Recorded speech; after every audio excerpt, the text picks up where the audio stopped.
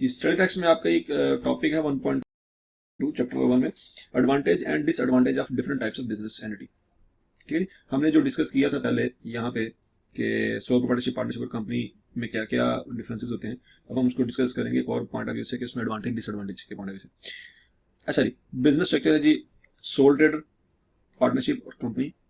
पहला है जी ओन्ड बाय।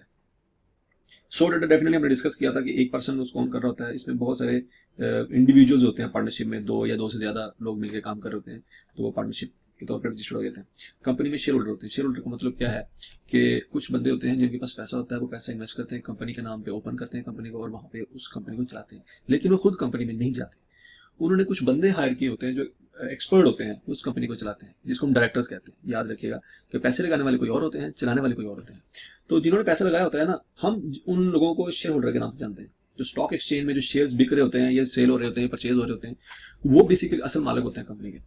ठीक है जी, ये आप थोड़ा सा इसको अच्छी तरह समझ लीजिएगा कि शेयर होल्डर जो होते हैं असल मालिक होते हैं। पेप्सी कंपनी में जो लोग पेप्सी कंपनी के अंदर जो बैठे हुए हैं, जो चला रहे हैं, वो उसके मालिक नहीं है। ठीक है जी, वो मैनेजर्स हैं। पेप्सी कंपनी का शेयर होल्डर आप भी हो सकते हैं, मैं भी हो सकता हूँ। अगर मैं स्टॉक एक्सचेंज पे उसका कोई शेयर परचेज कर लूँ, तो इसका मतलब है मैं जब शेयर परचेज करूंगा, मैंने जो पैसे लगाए हैं वो पैसे मेरी कंपनी में लग गए, तो मैं उसका मालिक बन गया। अब मैंने पैसे कम लगाए हैं तो मैं कम शेयर का मालिक हूँ। अगर मैंने पैसे अरबों रुपया लगा दिया तो मैं ज्यादा परसेंटेज उसमें मैं मालिक बन जाऊंगा। ठीक है जी, तो कंपनी के जो मालिक होते हैं उनको शेयर होल्डर कहते हैं। दूसरा है जी liability for the unpaid debts and other obligation of the business. Unpaid debts का मतलब है कि कर्जा वगैरह लिया है तो उसके ऊपर वाजिबुल अदा जो रकम है वो किसके सर पे होगी। तो अगर तो सोल ट्रेडर है तो उसी का सर पे है जिसने कर्जा लिया है, वो उसको पे करेगा। चाहे दुकान बंद हो जाए, पैसा नहीं उतरा, तो वो घर का सामान बेचेगा, पैसे उतारेगा। Personal liability of partners. Partner में से मिस्टर ए ने कर्जा लिया है तो वापस करते वक्त ए, बी और सी तीनों से पैसे लिए जाएंगे। मतलब अगर ए दे देगा तो बहुत अच्छी बात है, अगर ए नहीं दे रहा, ए अनएबल टू पे है, तो बी और सी तीनों में से किसी से भी पैसे निकलाए जा सकते हैं इक्वली। ये चीज क्लियर कर लीजिएगा कि ऐसा नहीं का पार्टनरशिप में ए ने अगर कर्जा लिया बैंक से तो बी और सी कहेंगे जी ए से निकलना क्योंकि ए ने लिया था। नहीं, वो तीनों के तीनों पर्सनली लायबल हो जाएंगे। अच्छा जी, लेकिन कंपनी की सूरत में लायबिलिटी क्या है? अनलिमिटेड है। लिमिटेड का मतलब क्या है कि एक कंपनी आपने ओपन की 100 रुपए से, आपने ओपन करके एक बैंक से कर्जा ले लिया 1000 रुपए का। अब बाद में आप कर्जा पे नहीं कर पाए तो बैंक क्या करेगा? आपके घर का सामान नहीं सेल कर सकता। No personal liability. वो उस कंपनी को अक्वायर कर लेगा, उस कंपनी को क्या कर लेगा, अपने पास सिक्योरिटी के तौर पर उसने कंपनी को रखा होगा। तो ये बैंक क्या करेगा? उस कंपनी के तमाम एसेट्स को बेच कर अपने पैसे पूरे करेगा। अब कंपनी थी 100 रुपए की, तो बैंक उस कंपनी से सिर्फ 100 रुपए निकलवा सकता है, बाकी 900 रुपया बैंक का डूब जाएगा। वो 900 रुपया उसका जाया हो जाएगा, वो नहीं निकलवा सकता उसके घर। मतलब इस सूरत में शेयर होल्डर के घरों में जो चीजें पड़ी हैं, उनके जो पर्सनल एसेट्स हैं वो सेल नहीं होंगे, वो सिक्योर हो जाएंगे। तो कंपनी का सबसे बड़ा फायदा ये है कि उसमें जितना पैसा अपने कंपनी में लगाया सिर्फ वो डूबेगा अगर लॉस होता है, घर का सामान ही सेल होगा। उनके घरों में जो भी चीजें पड़ी हुई हैं वो उसको कोई इफेक्ट नहीं। उसके बाद जी management. Business manage by its owner. Definitely वो छोटा सा बिजनेस है, एक दुकान चल रही है तो उसमें वही बंदा बैठा हुआ है जो काम कर रहा है, तो वही चला रहा है, वही मैनेजमेंट भी वही उसी बंदे की है और मालिक भी वही है। Business manage bye owners. Definitely यहाँ पे भी पार्टनर एबीसी जो है वो फर्म में बैठे होंगे सबसे ऊपर और वो काम चला रहे होंगे। यहाँ पे larger companies are manage by professional managers. Companies याद रखिएगा, मैं बार बार बता रहा हूँ, कंपनी में ओनर नहीं जाते, वो घर में बैठे होते हैं और टेक्निकल जो एक्सपर्ट होते हैं उन कंपनी को चलाने वाले, वो जाके कंपनी को चला रहे होते हैं। नेक्स्ट पॉइंट है जी रेजिंग कैपिटल। बिजनेस में पैसा कहाँ से लगाना है, कहाँ से इकट्ठा करना है पैसा। Capital for the business is provided by sole owner likely to be limited in amount. अच्छा, इसका क्या मतलब है कि जो ऑनर दुकान जिसने चलाई है, ये छोटा सा उसने सेटअप अपना स्टार्ट किया है, तो वहां पे जो बंदा है वो ही अपने घर से पैसे लेके आएगा, उसको स्टार्ट करेगा, या अपने दोस्तों से पैसे पकड़ लेगा या उसे स्टार्ट करेगा। ठीक है, लेकिन उसकी एक लिमिट होती है। लिमिट क्यों होती है? क्योंकि वो एक अकेला बंदा है, वो कितना पैसा लगा सकता है, उसके पास अनलिमिटेड कैश तो नहीं होगा। तो पॉइंट यही है कि सोल ट्रेडरशिप का कंसेप्ट ये होता है कि छोटा जो कारोबार है ना वो सोल ट्रेडर का होता है। जो बहुत बड़े बड़े सेटअप होते हैं ना वो नॉर्मली सोल ट्रेडर के नहीं होते, या तो पार्टनरशिप होती है कंपनी से। ठीक है जी, तो वो बिजनेस स्टार्ट करने के लिए पैसे कहाँ से लेके आएगा? घर से लेके आएगा, अपनी जेब में से लेके आएगा या दोस्तों से पकड़ लेगा। Capital for the business is provided by it's owners often limited in amount. इसकी भी एक लिमिटेशन होती है। इसकी भी लिमिटेशन होती है, मतलब दो तीन दोस्त मिल गए हैं, मिस्टर ए कहता है जी मेरे पास 10 लाख रुपया है, 1 लाख लगाया, बी ने 5 लाख रुपया और सी ने कहा जी मेरे पास 7 लाख रुपया है। ठीक है जी, तो 5 7 12 13 लाख रुपए से उन्होंने काम शुरू कर दिया। ये तीन बंदे मिलकर आपस में काम कर रहे हैं और उन्होंने इतना पैसा इकट्ठा कर लिया। यहाँ पे मिस्टर ए फर्ज करे सिर्फ एक ही बंदा है और उसके पास 10 लाख रुपया है और 10 लाख रुपए से काम स्टार्ट करता है। ठीक है जी। तो यहाँ पे 2-3 बंदे मिलकर काम कर रहे हैं तो डेफिनेटली से इनके पास ज़्यादा पैसा होगा। यहाँ पे एक ही बंदा लगा हुआ, ये बहुत भी रिसोर्सेज यूज़ कर लेगा तो इसकी एक लिमिट ज़रूर होगी। तो लिमिट इनकी भी है, लेकिन इनकी लिमिट नॉर्मली इसकी लिमिट से ज़्यादा होगी। एक्सेप्शंस भी हो सकती हैं, मतलब एक ही बंदे के पास करोड़ों रुपया है, वो कहता है मैंने अकेले ही काम करना है। लेकिन ज़्यादातर लोग, जो मेजोरिटी हैं, जो मतलब सिंगल पर्सन है, वो अपना काम करना चाहते हैं, बिजनेस करना चाहते हैं, तो उनके पास कैपिटल कम होता है। और पार्टनरशिप में फ़ायदा ये होता है कि 2-3 बंदे मिलकर काम करते हैं तो वो कैपिटल उनके पास थोड़ा सा ज़्यादा होता है, लेकिन लिमिट उसकी भी। अच्छा, लेकिन आप देखें कंपनी की सूरत में क्या होता है, capital for the business is provided by its shareholders. Public companies can raise new capital from investors in the stock market. Most very large business are companies. याद रखिएगा, सबसे बड़े जो सेक्टर है दुनिया में, जितने भी बड़े बड़े मल्टीनेशनल इदारे आपको नजर आते हैं, वो कंपनीज हैं। वो पार्टनरशिप फॉर्म नहीं होती, ना वो सोल्डरशिप होती है। फॉर एग्जाम्पल में एग्जाम्पल लेते हैं जी, पेप्सी, कोक, यूनिलीवर, पैकेजेस वगैरह वगैरह, ये सारे के सारे क्या हैं जी, आपके सामने जो आपके ये इदारे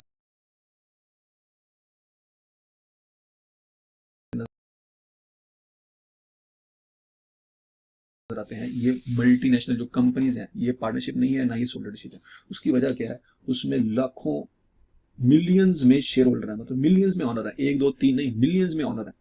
उन मिलियन लोगों ने बिलियंस रुपीज अपने अपने लगाए हुए हैं इन कंपनी में। तो इस वजह से तकरीबन इसके पास अनलिमिटेड रिसोर्सेज होते हैं काम करने के लिए। ये 100 ममालिक में काम कर रही होती है, ठीक है जी।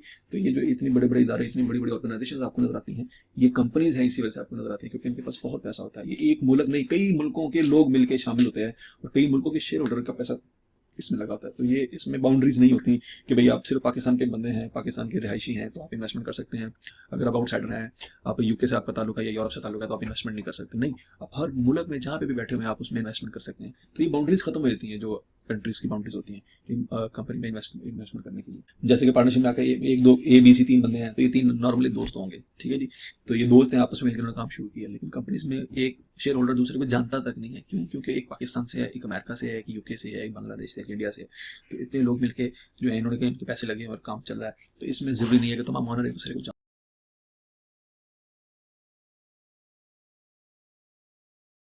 बड़े बड़े इनके काम होते हैं, बहुत बड़े बड़े ऑपरेशन होते हैं बिजनेस में। आप एक और एग्जांपल हम ले सकते हैं, जिस तरह से सैमसंग है और उसके बाद एप्पल है।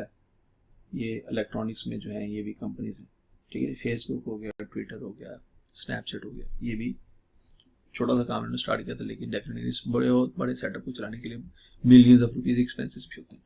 तो उसके हिसाब से वो इदारे बढ़ जाते। Financial accounting and auditing. अच्छा, एक छोटा सा जब बिजनेस हो ना, तो उसको अब आपके ज़िंदगी में आपने देखा होगा कि बहुत सारे दुकानों से आपने चीज़ें परचेज़ की हैं। तो आपने नहीं देखा होगा वहाँ पे कोई अकाउंटेंट बैठा हो या अकाउंटिंग कर रहा हो, या वहाँ पे कोई ऑडिट हो रहा हो, वहाँ पे कोई एक्सपर्ट जा रहे हो, चीज़ें रिकॉर्ड कर रहे हो और चेक कर रहे हो। कोई चक्कर नहीं होता ऐसा।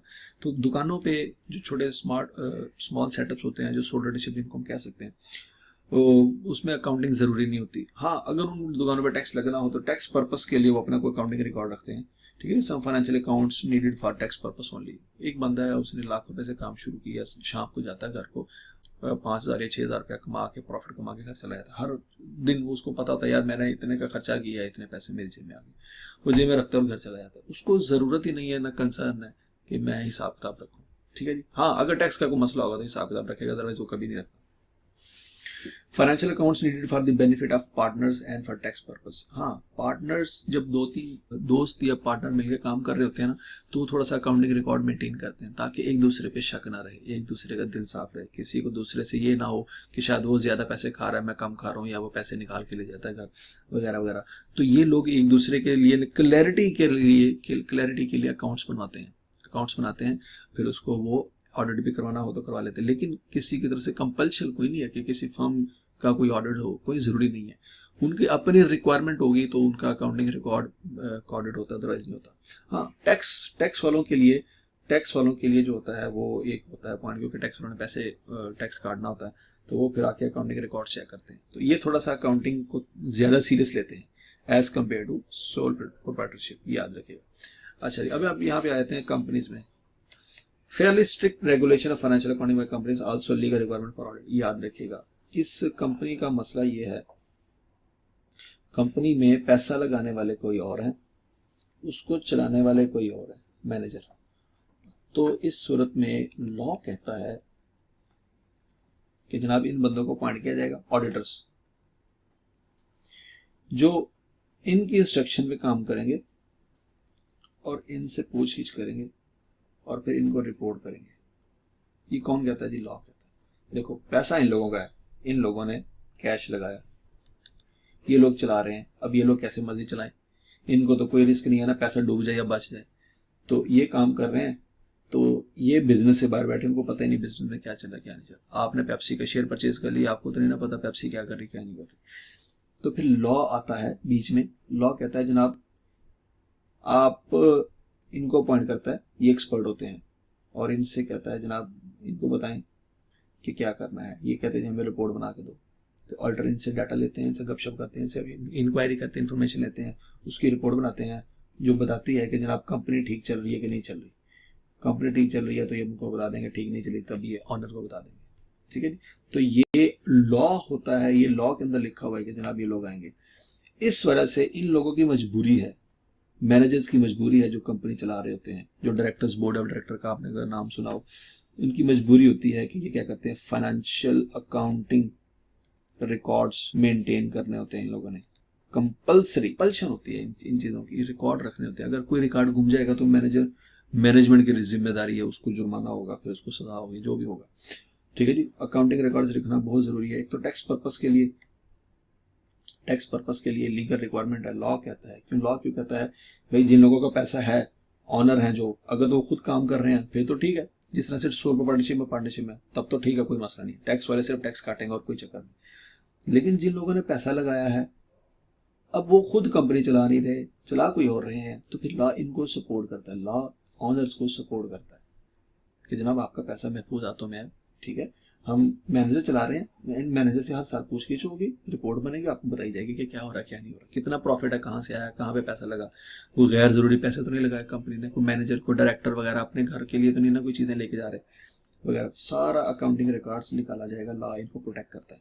ठीक है जी। तो इस सूरत में कंपनी की सूरत में कंपल्शन होती है कि भाई वो अकाउंटिंग रिकॉर्ड्स रखें, और कंपल्सन होती है कि उसका ऑडिट वगैरह। ऑडिट क्या होता है वो आप डिटेल में F9 में पढ़ेंगे। बहरहाल यहाँ पे हम जिस चीज़ को डिस्कस करें, हमारा फोकस है फाइनेंशियल अकाउंटिंग। ठीक है जी।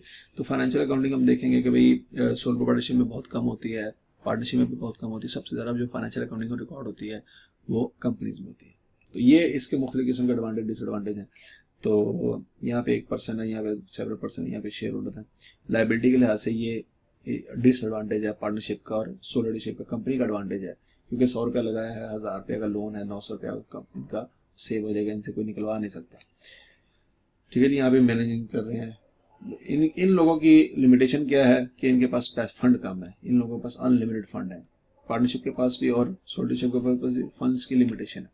अकाउंटिंग रिकॉर्ड इनको फायदा है कि इनको मेंटेन ना भी करें तो खैर है, लेकिन इनको कंपलसरी है कि अकाउंटिंग रिकॉर्ड मेंटेन करना होगा। इसी तरह से इनमें टैक्स कम लगता है, इन पे भी टैक्स की परसेंटेज कम है, इसमें टैक्स ज्यादा लगता है। ठीक है जी। तो इन सोल प्रोप्राइटरशिप को और पार्टनरशिप को फायदा है टैक्स के सिनेरियो में, टैक्स